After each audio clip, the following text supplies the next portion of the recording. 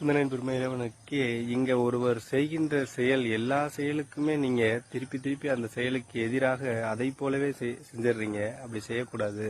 என்ன ஒரு விஷயம்னா, அன்பு காட்டுற இடத்துலையும் ஆதரவு காட்டுற இடத்துலையும் மட்டும்தான் நமக்கு ரொம்ப நெருக்கமா ஒரு சில விஷயங்கள்ல நமக்கு ரொம்ப உண்மையா இருக்கிறவங்ககிட்ட நீங்க உண்மையை காட்டுங்க. ஆனா இங்க முறைக்கிறாங்க, நம்மளை திட்டுறாங்க, நமக்கு தெரியாம நம்மளை பேசுறாங்க, நம்மளை ஒரு மாதிரி நினைக்கிறாங்க அப்படின்னா அந்த மாதிரி இடங்கள்ல எல்லாம் நீங்க அவங்களுக்கு சரிசமமாக நிக்கணுங்கிற அவசியமே கிடையாது. இறைவன்ட்ட அந்த கணக்கை ஒப்படைச்சிட்டு நீங்க திரும்பி போயிட்டீங்கனாலே அந்த கணக்கு இறைவன்கிட்ட போயிடும். அவங்களுக்கான பதில் இறைவன் கொடுத்துடுவார். சரியா? ஒரு சில விஷயங்கள்ல தான் இன்பமான விஷயங்கள்ல தான் அவங்களுக்கு எதிராக நம்ம போட்டி போட்டு அதை செய்யணும். அதுவே அவங்க ரொம்ப ஒரு ஆணவத்தினால அதை செய்யறாங்க. அதை நீங்க செய்யாதீங்க. தயவு செய்து அந்த கணக்கை இறைவனிடம் விட்டுருங்க. அவர் கரெக்டான ஒரு நீங்க நினைக்கிறதுக்கும் அதிகமான ஒரு பதில் அவர் கொடுப்பார். திருச்சிற்றம்பலம்.